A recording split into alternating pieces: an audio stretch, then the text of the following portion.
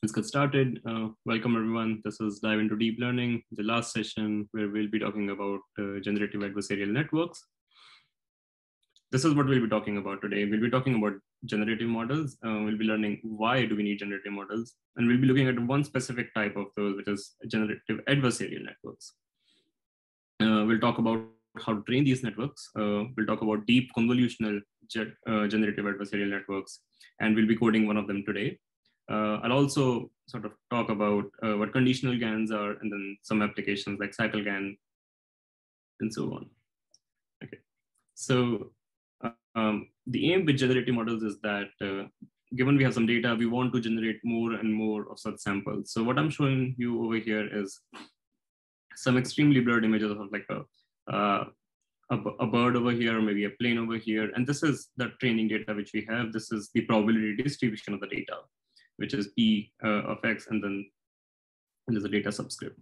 What we want to do is we want to generate more such samples. We want to generate more such birds and so on using a model. And this is why this is what we mean by generative models. So we want to have a model which will learn this distribution P of data and then just give us more samples out of that. Now, so far we have been talking about discriminative models. So discriminative, so what we do is what discriminative models learn is they learn the conditional probability. So if you have some data X and you have some label Y, your model learns the probability given some data. So what it tries to do is, if this is your space of features in your data, your discriminative model tries to learn a boundary which separates two different classes.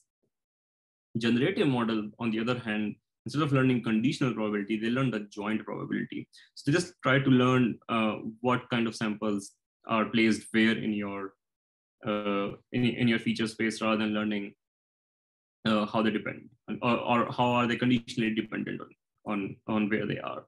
So that's what generative models do. And the question is, why do we need generative models? When one, they produce really fun artwork, but you can also use it to things like upscale resolution, so things like super resolution. You can use it for simulations and planning. And then latent space representations, which we'll talk about today, are sort of useful for understanding the basics of neural network. And one really fun example can be seen from this website, which is thispersondoesnotexist.com. And these two faces which you are seeing right now, these are not real people. These are completely generated from these generative adversarial networks. And they look pretty real. If you're looking at them for the first time, they are not real people. There's also another version which has cats in it, I think. But yeah, maybe I'll share the link for that later. Now, so what are generative adversarial networks and how do they work? So the problem is that our data, which I talked about, is incredibly complex. It's incredibly highly dimensional. For example, even a simple MNIST image, which is a 28 by 28 image, that still has like more than 700 features. So learning how to tap into that feature space and generating more samples like that there's no direct way of doing it. So the way we do that is we start by injecting some random noise, which is sort of shown over here. We have a neural network which takes in this noise and then transforms this into into something which resembles a sample from a training distribution. So we'll see how this looks. We'll get into a bit more concrete definition of what all this is.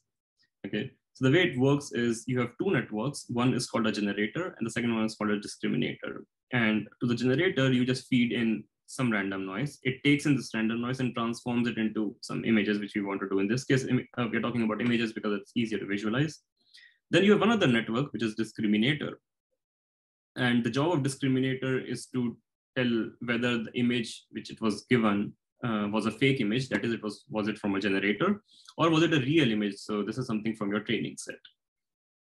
So you have two networks. One is generator, which takes in random noise or random variables from your or random samples from a latent space Z. It transforms it and then it gives it to discriminator, and discriminator should actually call it fake in principle. And whenever you give a real image from your training set, your discriminator should call it a real image. So that's what this whole game of GAN looks like. And the way we train it is as follows. So let's start with this lower left side. So you have some latent random variable. So for now, you can just consider this as random noise. So you give it 3 samples. This could be like a normally distributed random noise, or it could be uniform distribution or anything. You start with random noise, you give it to a neural network, which is generator G, and it creates a sample G of Z. Now, neural networks are differentiable, and that's why it says a differentiable module over here. And we'll come to this slightly later. And then we take this and we give it to the discriminator. Discriminator is another neural network which takes in the input either from the generator or from your real world images or your training set. Now, it tries to discriminate between these two. What it should do is whenever it gets a sample which is from your real world images, which is X, and it goes through your discriminator, your D of X is the probability of the sample being real. So it should say it's a real sample. Whenever it gets an image from your generator, that means it gets D of G of Z, it should say it's a fake sample. And then you have your loss, and then we'll see how to train this, okay? So these are the 2 steps. Now, in order to train them, the first thing you do is you hold your generator, you do not change its weights or anything. You start with giving it random numbers, assuming this is a generator which you just made. That means all the weights are randomly initialized. It will give you some random distribution of in the end over here. It will take this, and it will take some samples from your real world images or your training set. And it will learn that whenever this kind of image comes in, it has to say it's real. And whenever this kind of image comes in, it will say it's fake. So you can have a very simple loss function like binary cross entropy loss, and you can just train your discriminator using that. But remember that your generator is fixed at this point. So you feed in these 2 images, you say which ones are real, which ones are fake. You compute your loss, and then you backpropagate and you train your discriminator. Now, in the next step, your discriminator was trained for just 1 step. Now, the next thing which you'll do is, since discriminator had D of G of Z, you can use that. So you'll now pass in, now discriminator is trained, you'll pass in the samples again, you compute the loss, and then you just backpropagate it through here. So what you're essentially doing over here in this whole setup is you have a generator, and it gives you something. You have real world images. And this is what your output should look like, because that's what we wanted to do. And if you forget this part in between, what you're just trying to do is compute loss in between these 2. So your discriminator acts as a loss function for your generator. So this is what we do. We take in a neural network, and instead of using our normal losses, like mean squared error or binary cross entropy or something, we replace our loss function with another neural network, which is a discriminator.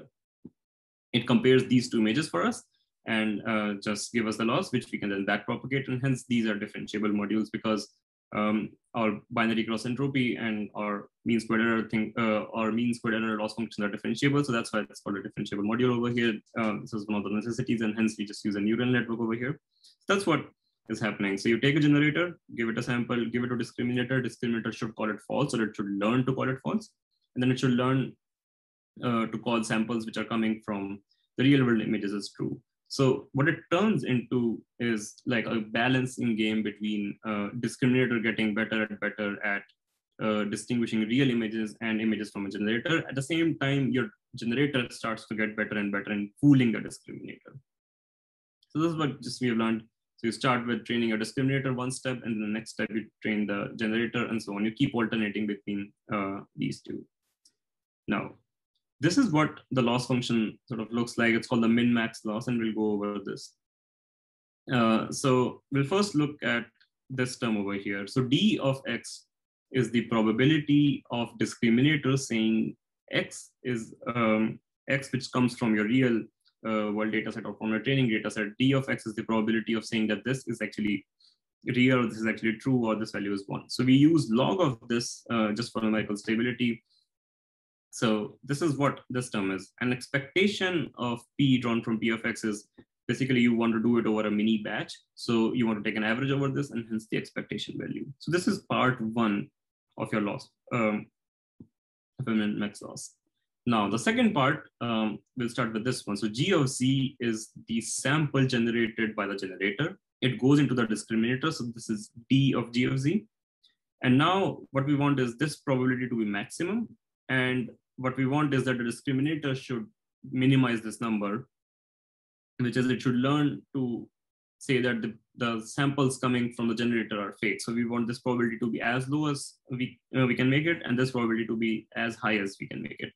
But since this is a loss function, what we want is we want all of them to go in the same direction. So we do 1 minus D of G of C. And again, log for numerical stability, and this expectation where Z is drawn from Q of Z, this is just we drawing random numbers from a distribution and then taking an average over that, and hence the expectation. So now this whole game turns into maximizing this quantity with respect to the discriminator and minimizing this quantity with respect to the generator. So that's why this is called the min-max loss. So just give me a second. Okay, yeah. So going over this again, you start with your random variables. This is Z. You draw from this distribution, give it to generator. Generator gives you D of Z. You give it to discriminator, and discriminator will either give you D of G of Z, or if you give a real world example, it's going to give you D of X. You want to maximize D of X. You want to minimize D of G of Z. And that's what we are putting in our loss function. Okay, so that's what a GAN is, and that's how we train it. Now, there are a few issues with all this. As you can imagine, you are going to take loss from here and then back propagate it till here, and these are both deep neural networks. So there are several issues with that. And the first one is called the mode collapse. And what mode collapse does is, suppose you have to create a target which gives you these dots or a ring of dots. And what you want is going something like this. So yeah, what we expect is going a GAN being trained like this. It will learn to take random numbers input and then start to give you random and then start to give you something which resembles your target. But instead, what often happens is something called as mode collapse, where it creates a particular kind of examples, and the discriminator doesn't learn to get better with it, and it just starts creating more and more of those examples and just sort of gets stuck at that. So this is called mode collapse. And we can talk about these problems more later in the discussion time, at the discussion time. So we'll be now talking about DCGANs, which is deep convolutional GANs. And what happens over here is instead of using fully convolutional neural networks, we can use, instead of using fully connected neural networks, we can use convolutional neural networks or deep convolutional neural networks. And the only difference is, instead of using Con2D, which we have been using so far, we'll start using Con transpose 2D, where you can actually upsample an image or upscale an image. So we'll see that a bit more during the coding session. Here are some examples of sort of things or images generated from a DCGAN. So this is using the, I think, bed set data set, and you can see a lot of them look pretty convincing. Now, over years, GANs have gotten better and better. So in 2014, this is how it predicted a face, or try to make a face up. And then this is how it has gotten better over like in 2017. And now you can just see from this person doesn't exist.com. It's really hard for anyone to say whether it's a real person or it's an image generated from a GAN. So you can see GANs have come a long way in the last couple of years. There's another thing called conditional GANs. So here, instead of learning to predict G of Z, you actually learn to predict a G of Z given some Y. And for example, this is what we'll be doing partly today. We'll be creating a GAN which will generate MNIST-like images, but we won't have any control over whether it creates a digit which is 0 or it creates a digit which is 1 or 2 or anything. So we can ask it to learn conditional probabilities, where we say, okay, here's your latent space Z, but here's another vector which you should learn to use and produce a particular digit. So these are conditional GANs, not very different from your normal traditional GANs. Just take one additional input. There's something called as GANZoo, and since 2014, the number of GAN papers have been sort of exploding. And there were people initially who were maintaining a repo of all the GANs which are coming out. But I think about 2 or 3-ish years ago, people sort of gave up, and it's a huge list of all these GANs, which people have used it for various purposes. So you can feel free to check them out. There are more applications. Of course, you can produce digits. So this is what we'll be sort of doing today. You can produce faces, you can produce animals, and then various things. So this is from the original paper by Ian Goodfellow in 2014. You can do things like you can take in images, for example, in this case, a man with glasses, and then add, subtract sort of a man out of it, and then add a woman so that you can get women with glasses. So it learns all these domains and then tries to sort of combine the information. So these two people don't have to be same person. The woman, of course, is totally different, and it learns how to sort of add glasses to women and so on. You can do image translation. So you can start with this input and ask it to sort of change it to a night, from day to night, or change seasons. So this was under pics to pics. You can ask it to sort of make drawings into real world images. So you start with some drawing, and then it tries to fill in some contextual information, making this look like a boot and a bag, and so on. I think there's this new thing called NVIDIA Canvas, where you can now directly sort of draw things, and it's going to paint things like mountains and rivers, and you can choose seasons and whatnot. And this is all based on GANs. The cycle GAN, where you can translate images from one to another.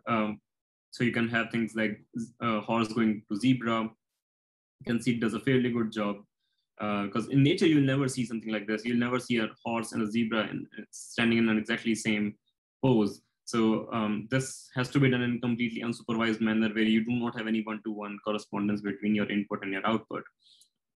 And the way cycle GAN works is also like pretty clever. So you start with something in domain A, you go to it, you create a neural network which will convert it into domain B, where it's going from zebra to horses, and then you have another network which does the other way around, where it goes from, again, B to A, and then you can compare the first and last image. And then there are a few more constraints to make sure that whatever these two networks are generating are meaningful. And these are the two generators. So there's one discriminator for this guy, one discriminator for that guy, and hence the part cycle GAN over there. Now, you can obviously do text to image translation because this is a generative model. So you can give it some text and ask it to produce images for that. So here's a small example saying there's a bird which looks like this, or there's a flower which looks like this, and give me images sort of based on that.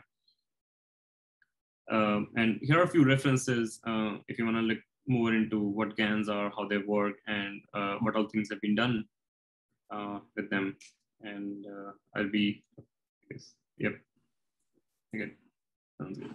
Okay, so our aim today with this notebook is that we want to create a GAN, or a DCGAN to be more specific, which is deep convolutional generative adversarial network. And the aim is to create more digits as we see in the MNIST dataset. Okay, so MNIST dataset is this dataset of 60,000 handwritten digits between 0 and 9. And there are, I think, 60,000 of them, but we want to create more. And instead of going or starting to write on a paper and then scanning it, we will create a neural network which will just generate more and more digits for us. And then you can use these digits later for training your networks or any other thing you wish to use it for. So that's what our sort of plan is. We'll load up the data set, we'll write the data loaders over here. We'll write the discriminator and we'll write the generator. So discriminator is going to be a really simple network which takes in your input and tries to just discriminate whether it's real or not. So your output is just binary always in this case. Generator will take in some random numbers and tries to generate a figure out of it. So we'll initiate it, we'll start our optimizers, write a criterion for a loss function, create labels, and then we'll write this whole training loop where we'll be training discriminator generator alternatively, and then we'll try to just evaluate this and see how it goes. All right. Okay. So this is more or less standard and has been since our first session. You import torch, torch.nn and torch.functional. MNIST dataset is provided in torch vision, so we'll just So import that and some transforms and the data loader. This is again standard NumPy matplotlib. And lastly, over here, the only other part which is sort of coded up already is a small helper function to just plot all these images which will be generating. So it's going to take the generator network, and it's going to take the number of or the dimensionality of your latent space, the number of noise inputs which you need, generate some random numbers, give it to our generator, and then whatever comes out, it just uses matplotlib to then finally plot it. Actually, just gives the number and then we'll plot it using a function. Okay, so for this, we'll be using GPUs. So let's connect this and get started. Okay.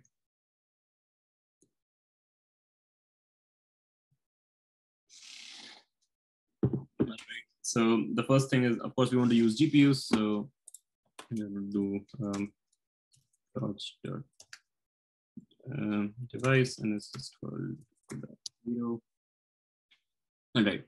So now the first thing is batch size, and we're just gonna set it to, let's say 128. That's a decent batch size. We're gonna define some transforms, and then we're gonna apply these transforms to our data, and that's just to basically read in our MNIST data set and then transform it into tensors, and then normalize it to some mean and some standard deviation. So for this, we can just directly do transforms.compose, and then here we can put in the list of transforms which we need. So it could be transforms.to tensor. So that's one, and then the other one is just transforms.normalize, and then we need the mean and standard deviation. So that's just, we're just gonna put it minus 0.5 and then 0.5. So that's what we are doing over here. So we'll just take data, and it's gonna read it as a NumPy array, which will convert it to a torch tensor. And then we're gonna normalize it to 0.5 mean and then 0.5 standard deviation as well. Okay. And once all that is done, the next thing to do is to load this data set and create a data loader. So loading this data set is like fairly straightforward. It's just MNIST, and then we need some root directory. So we'll just call it /data/MNIST. And what this does is it downloads all the data in your Google Drive under /data. And you can say, since we want this to train, so we'll say train is equal to true. We want to run some transforms on it. So transform is equal to image transform. And then, of course, if the data is not available, just download it. So the download is equal to 2. And then we can do the same thing for the test data set. So we can call it MNIST is equal to data/MNIST, and then train in this case is false because this is just for testing. And we want to apply the same transforms here. It's called transforms.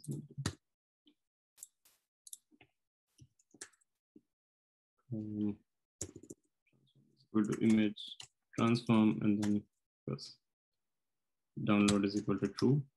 So these are our two data sets. We now also want to create data loaders. What this does is it takes in this whole data set, converts it into batches, and then also uses like multiple processors to load up data faster and things like that. So it's a standard torch. It's a standard torch class which you can use. So we use the train data set here. So train data set. You can put in batch size. So batch size is batch size. And then, I think number, because we can just put 2. So that's what we need for data loader. Here's another data loader, which is for the test data set. So it's test data set, batch size is same. and then again do one button. Let's run this. It's gonna download the MNIST data set. It's gonna take a little bit of time doing that.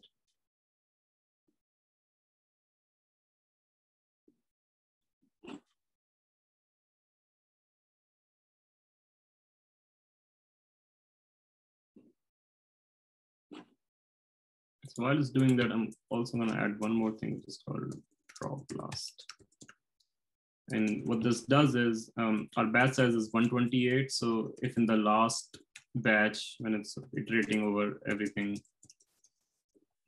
if the last batch has samples which are less than 128, is just going to leave them. It's not going to use them for anything.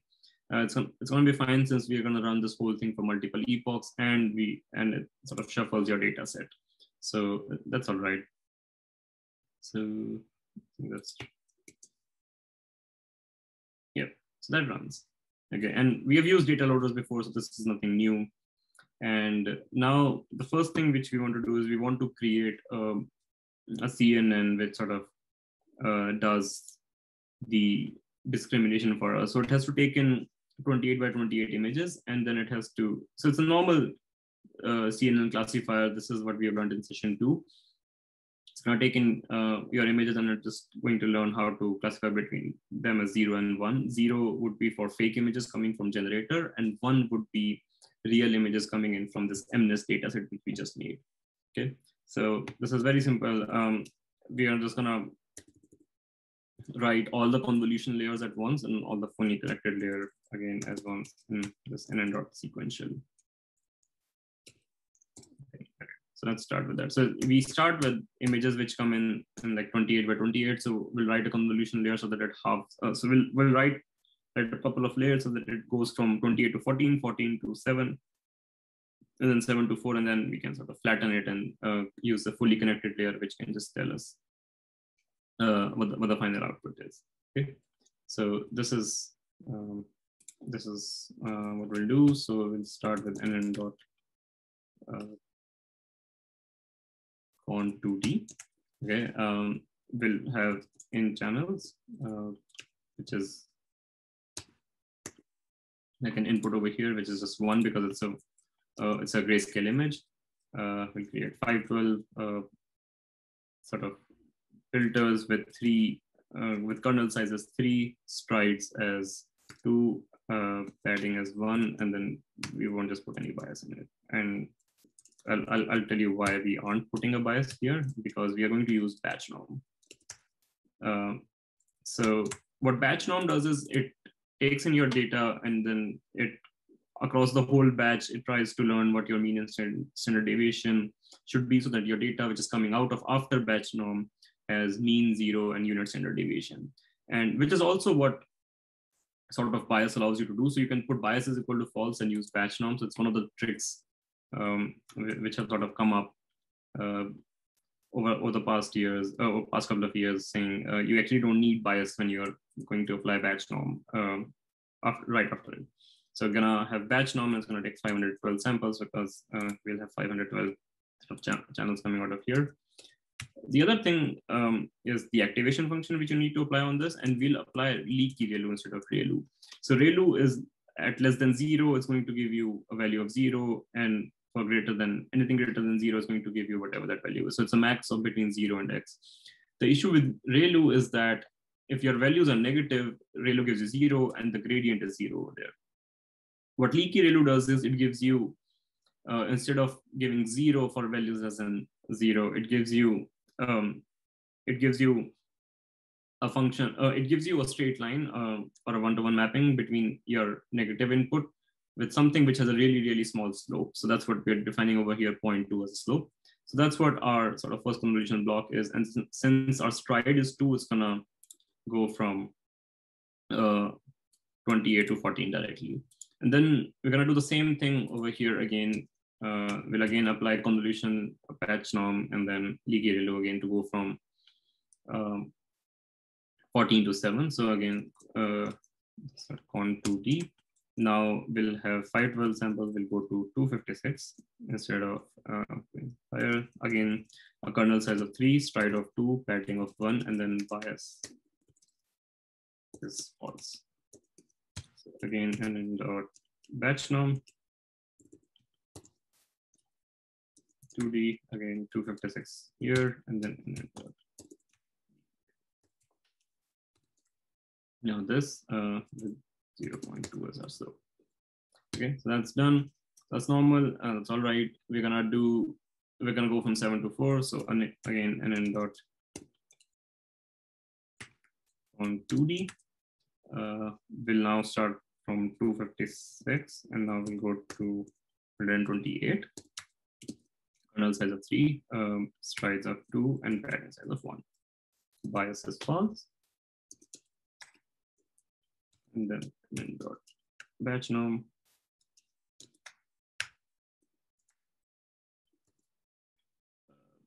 128 examples over here, and nn dot here.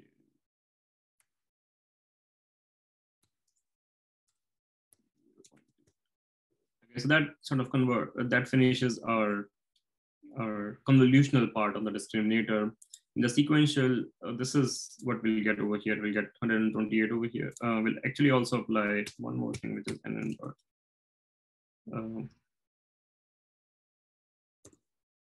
It's called average. That's not.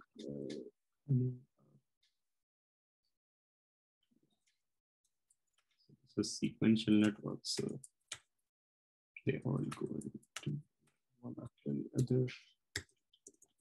So now we'll have average pool 2D, and then it's going to take in 4. And the reason we are doing that is because it's going to give you 128 samples, but you'll still have images of 4 by 4. So we're just going to average them and just going to flatten them to get us get a vector of 128 length. So now we'll take this and we'll map it to a linear layer. So it's going to go from 128 to 1, and then we'll just add an dot sigmoid to this. I'm going to add an dot sigmoid, and that's it. The forward loop is very, very simple. This is, it's going to just take in your data, which is X, which is batch size, channel, 28, 28. So it's going to just take that, and it's going to give you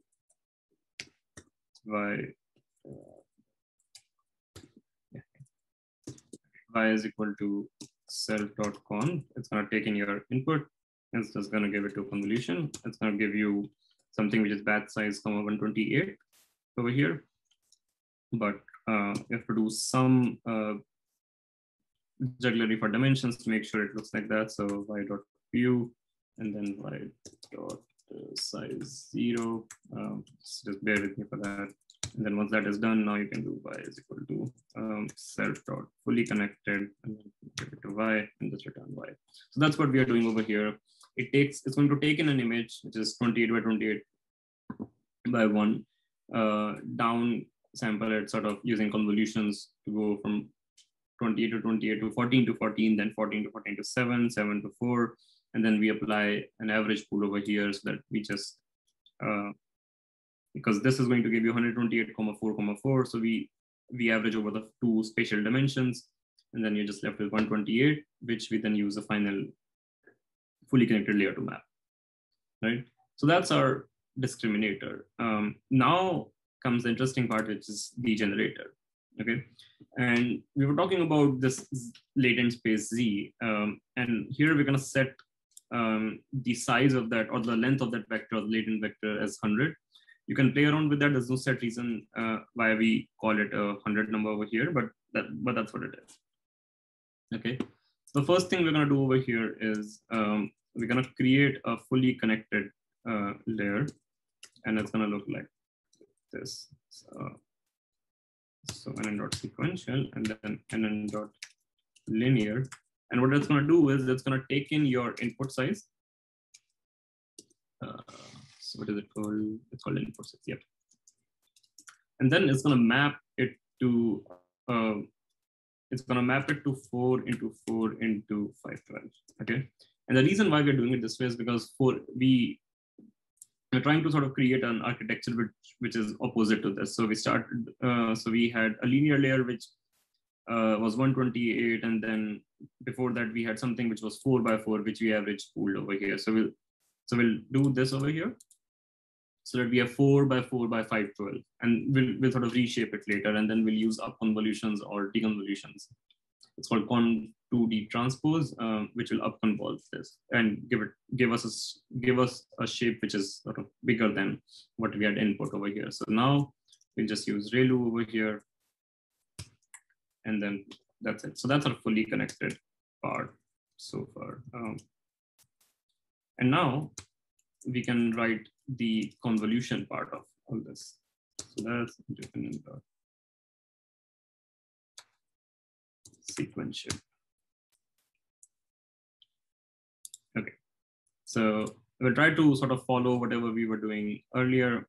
We have an input which is 4 by 4, and we want to sort of upsample it, and we want to make it something like 7 by 7. So we'll start with mn dot con2d transpose. So this is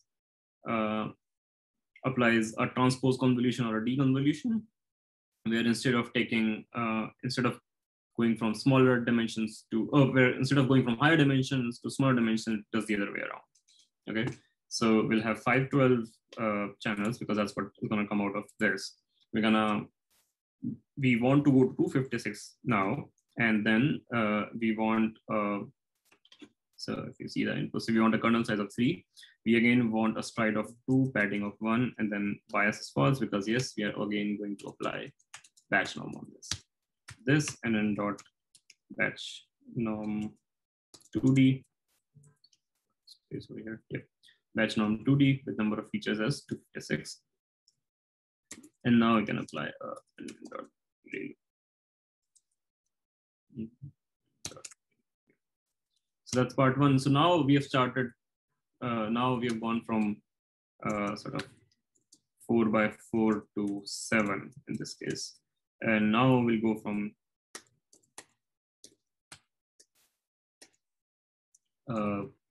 similarly, we'll go from 7 to 14, and then we'll go from 14 to 28, which is what our original sizes are. This is what, so nn dot con2d transpose, and then again now we have 256 channels. We want to go to 128 channels now. We again want a kernel size of 3, stride of 2, padding of 1, and bias is false.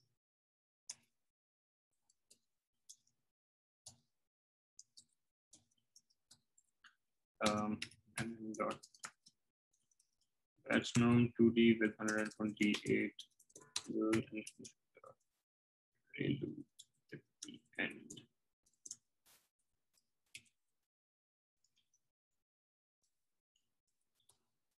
Okay, the last.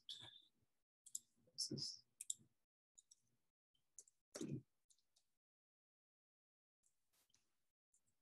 now we have 128, and now we just want to go to one channel because these are grayscale images. So that, and then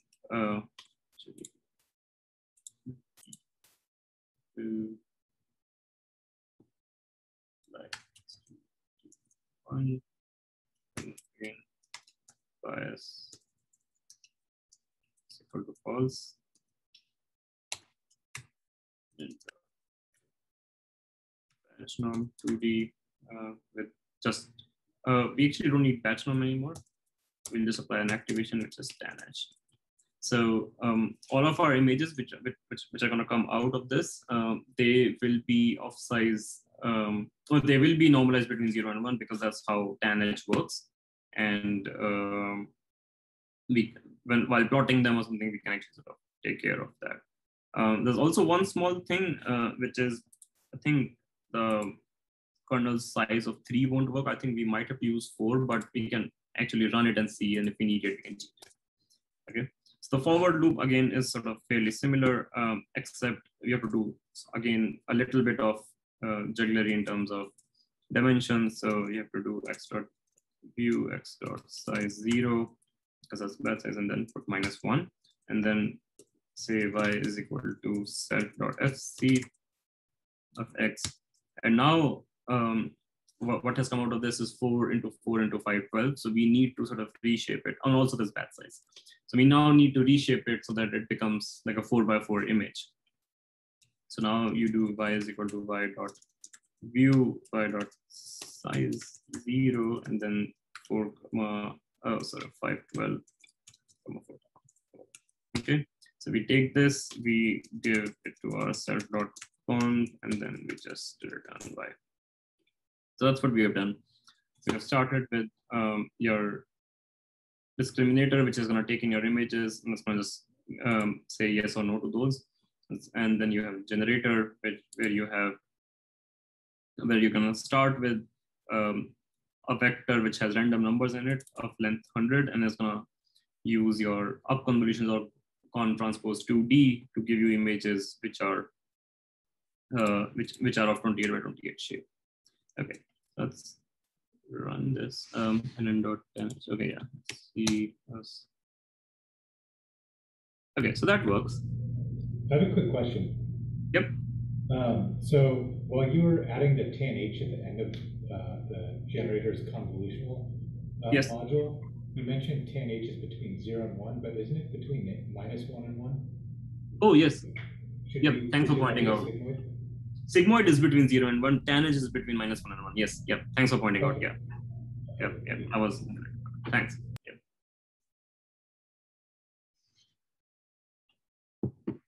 All right. So now let's do this thing. Let's initiate these classes and then sort of give it to GPU, because Colab is complaining that we have asked for a GPU and we are not giving it one. We are not using one. So that's this generator. And the way these codes are written, that you can change in your inputs and sort of play with it. And it's similarly here in a prof channel. So if you want to use it for a 3-channel image, like something coming from CFAR or maybe ImageNet, you can sort of change it up easily. So that, and in channels is not defined. It's called in channel.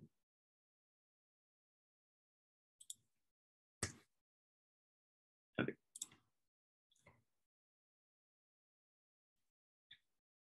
No attribute average pool 2D. So what is it called?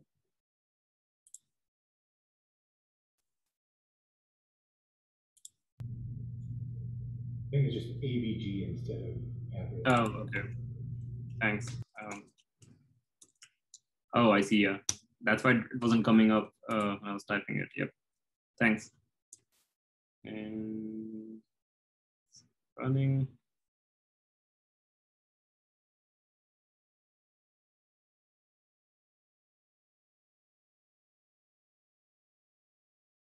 Okay, bias is incorrect. These were fine. The last one is incorrect. Okay, yeah. Now, okay, thank God. Now this one runs. What we can do is we can just use this small function which we wrote, where we can give the generator and then just the length of noise, and then it's going to create some 100 random images, and you can see how that goes.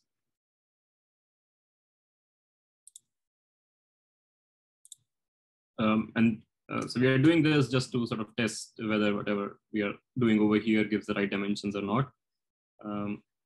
So you can just actually copy these 3 and see what it looks like. So torch.randn is going to give you random numbers of 100, 100, and then we're just gonna sort of reshape them and give it to our generator, and then get that set back. And I'm just gonna print result dot shape over here. The noise is 100. Let's just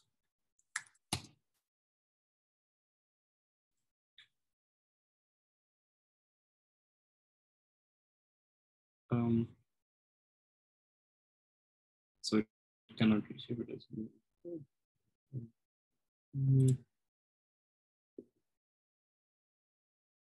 So, oh, okay, yeah, because this is what we were looking for. Just this result, and that's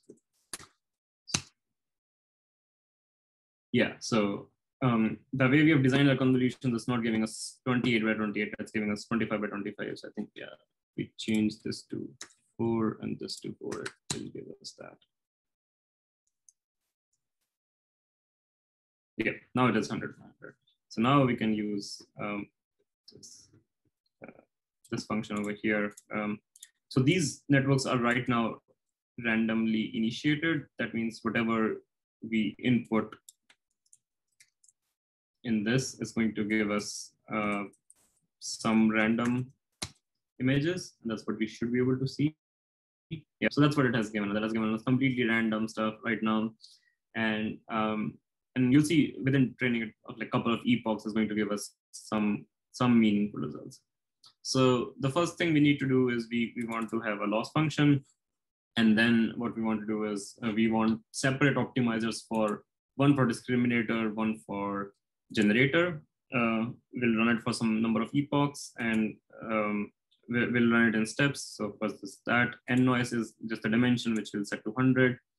And we said that all the images coming from a real data set, which is MNIST, are going to have a label of 1. And all the things which are coming from your generator is going to have a label of 0. So that's what we'll sort of initiate over here, and then we'll write our training loop. Okay.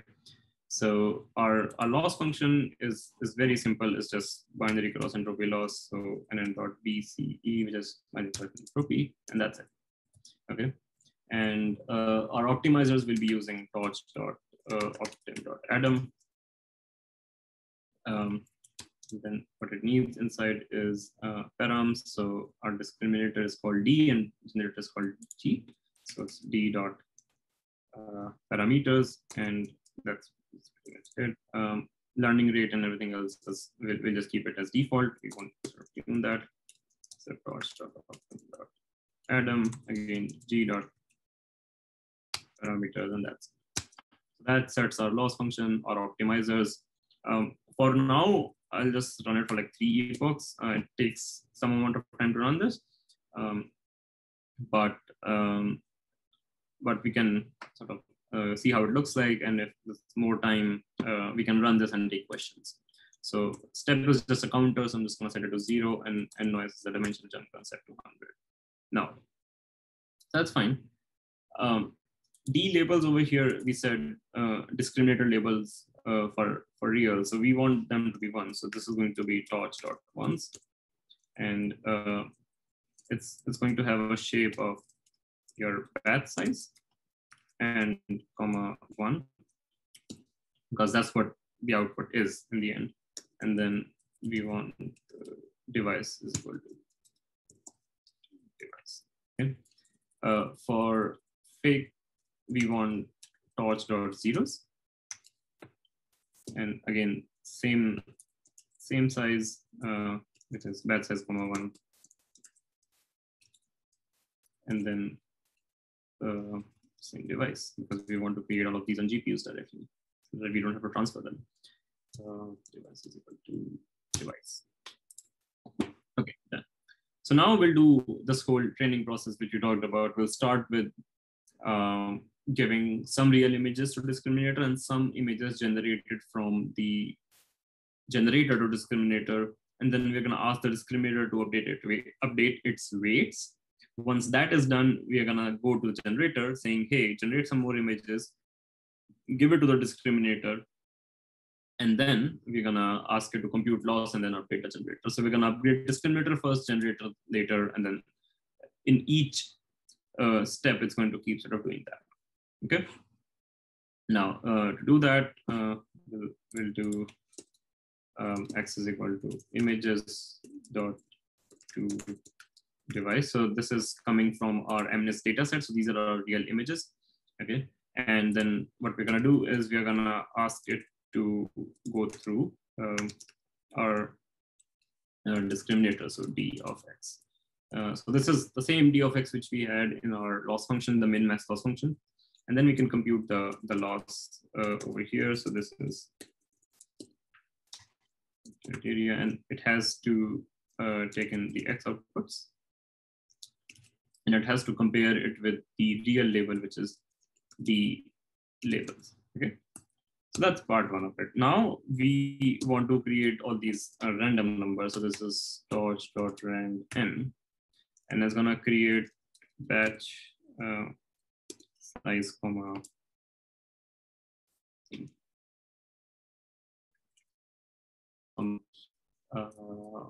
n noise, which is 100.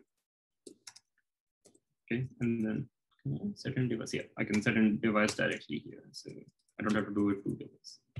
Now this has to go inside your generator. So your Z outputs is going to be D of G of Z. So G is the generator, will make an output out of it, and then will directly feed it to the discriminator. Now we can compute the loss, which is coming from D of Z. Actually, D of Z. So this is again continuing. Now we have Z outputs, and what we want our discriminator to learn is that all of these are fake, which are coming from generator. So we give it D fakes. All right, so we now have two losses, one from real images, one from fake images. And now we compute the total loss as an average of these two. So D loss is 0.5 times D C loss plus dx. And remember that these are scalars, so we can just directly add them up, and the torch at the back end will take care of the fact that where each value came from, and it can take sort of gradients and everything else.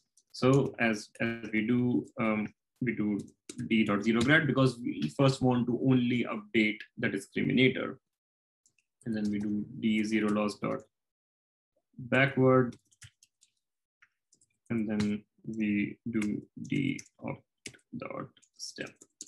So that sort of fixes half of our training loop, where we took in data and gave it to discriminator saying, learn that these are all real. So the labels, which is ones. We generated some fake data. We gave it to our generator, and then output of that goes into the discriminator. And then we say, learn to call these fakes. We average the total loss, and then we just do our standard 0 grad, backward, and then step. Now, at this point, discriminator has gone through one step, and discriminator has updated its weights, because that's what these three things did. Now what we'll do is we'll ask it, now we'll use this and we'll train generator from here. So now what we can do is we can generate Z is equal to torch.random. Again, sort of same thing over here. Copy paste this. Yep. And then we can again compute the outputs. So Z outputs is equal to D of G of C. But this time, when you compute the loss is going to be slightly different, because now, instead of saying this, here we'll say it here. What is it called? Labels. Sorry. So D labels. Okay. And then it's the same step, which is D dot 0 grad, because we already computed gradient once, so we don't want those gradient to be used. So that's why D dot 0 grad over here. Similarly, G dot 0 grad, and then G loss dot backward, and then G of dot step. So this sort of fixes our loop. And now we can run this. So we're gonna run it for 3 pulse, I think. Let's see how that goes. Hope it runs. Maxi perf is not defined because I don't know these.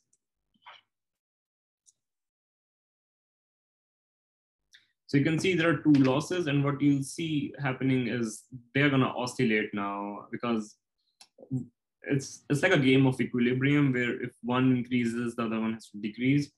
So right now, both of them are sort of nearby, and in next step, or like 500 step, which is what we are sort of printing over here, one is going to be higher, the other one is going to be lower, and they sort of keep oscillating, and that's what the whole game is all about.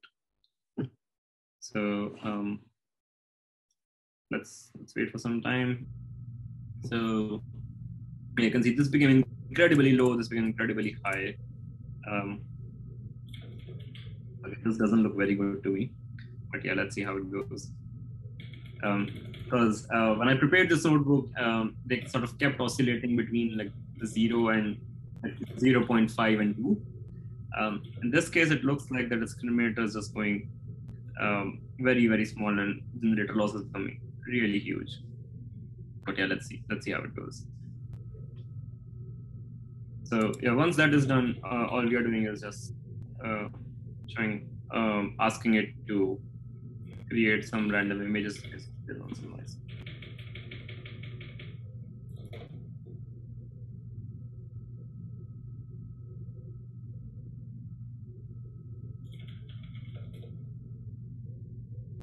Meanwhile, I guess while it's running, so as you can see, this is sort of taking some time. Oh, this is done.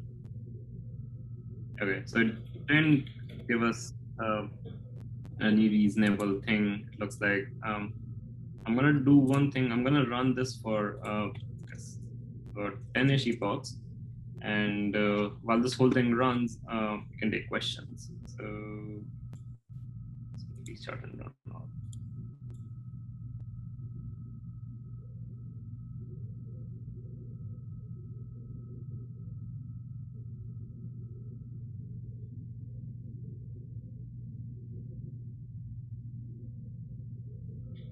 Okay, yeah. So now it's running. Similar sort of losses. Let's see where it goes here. Sort of crossing my fingers that it works. But yeah, let's see. Questions?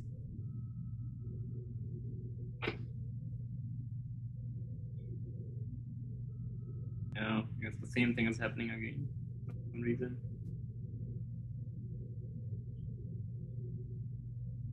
But let's just let it run for, I guess, a couple of more steps. And if it doesn't, I guess you probably did something wrong. Maybe we'll see. Yeah, I'm not very hopeful for this. I'm gonna sort of stop this and see what it produces.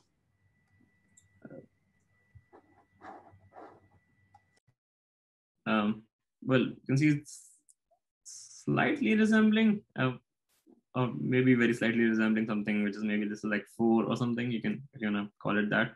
But it usually gets better. But yeah, let's try this technique which you just said, which is training discriminator once and then training generator much more often. So I'm just gonna restart and run all again. But yeah, any other questions?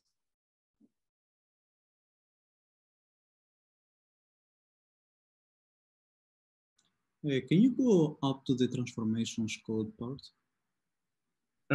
Which part? The transformations. What exactly transformations do we apply at the images? This one? Okay. So here the normalized 0.5, 0.5 means what will be the range of the normalized images? So mean is 0.5 and the standard deviation is 0.5. So that's what the range would be. But shouldn't we normalize it so that the range will be the same as the range of the generator output? So if we use sigmoid from 0 to 1 or something like this, so just divide by, actually, I don't know. So the original images here are 0 to 255. Yes, yes. So yeah. Since we're using tan-H. Yeah. So at the generator, we use tan-H or sigmoid for the last one? tan-H. So we're using tan-H, so you can make 0 mean and unit standard deviation. But in this case, we will have at the generated images from minus 1 to 1, but for the real images, it will not be bounded, right? So it can be minus 2 to 2, minus 3 Yeah. to 1. Don't we want it to That's be also bounded true. to the same values so that, That, because otherwise the discriminator, whenever it sees values that are minus 2, it's no way that it's a generated one. It's always a real one. So we help it if we don't bound it, right? I see. Yeah, that's true. So I think there is torch transforms. There must be a min-max scalar or something like that. Yeah, I think, or we can just divide by 255. I don't know if it will be valid. Those maybe scale or something.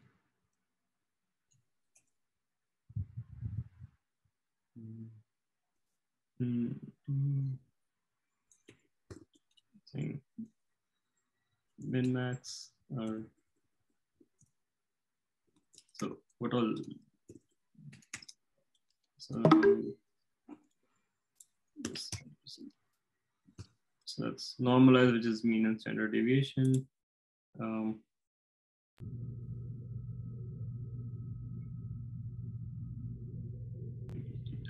I think it would make sense to scale from 0 to 1 and then apply sigmoid instead of tan H. Yeah. Okay, so let's actually just do that.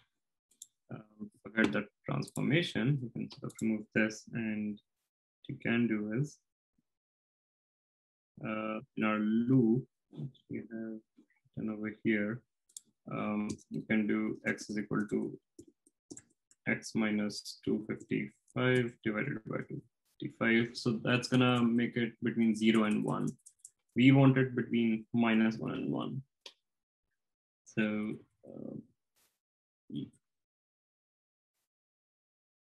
so that's 0 and 1. So if we do 2 and 2 this, and minus 1. That, so this will make it between 0 and 2. So 0 and 1. And we want to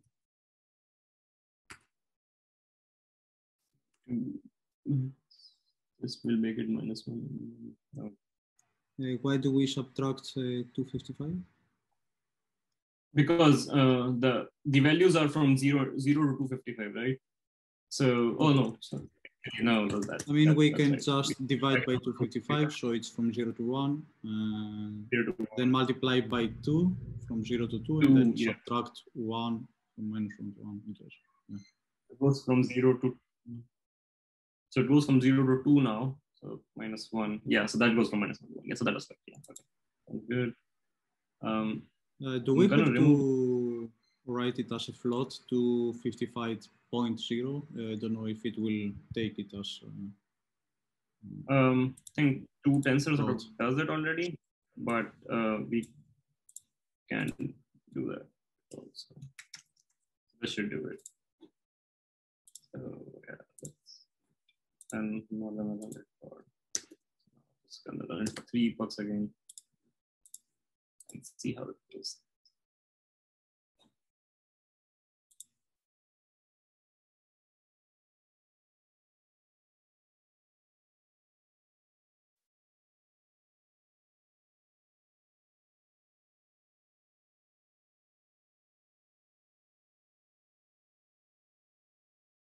Okay, so the initial loss is same.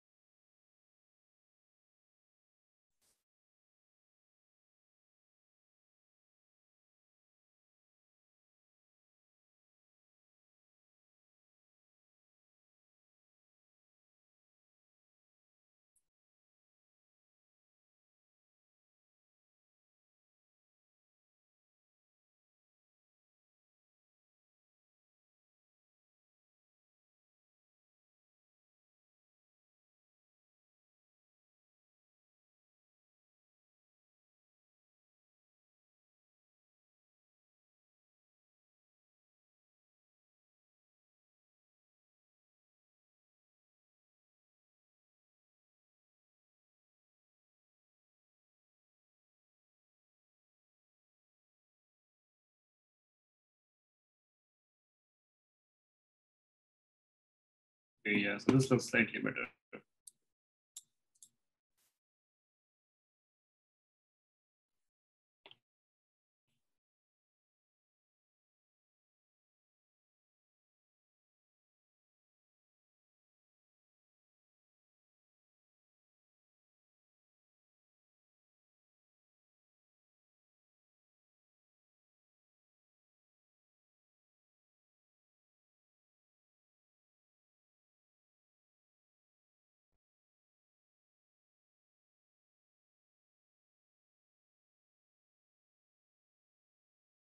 Wait, what? Disconnected the whole thing for some reason.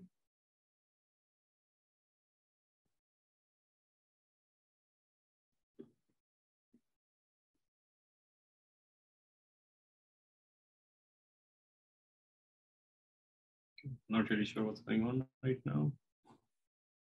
It shows busy over here, but oh, it's still running. But yeah, I think it's going in that direction again.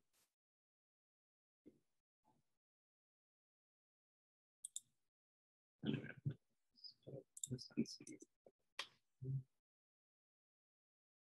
Okay, yep. It doesn't look good right now, but yeah, I think that and sort of combined with this step, it might give us what we want. So yeah, it doesn't look like it's doing good right now, but I can sort of look into this, and the final notebook which I share, I'll make sure that it gets some decent results. But if there are no more questions or comment, can give time back and sort of end this session half an hour early.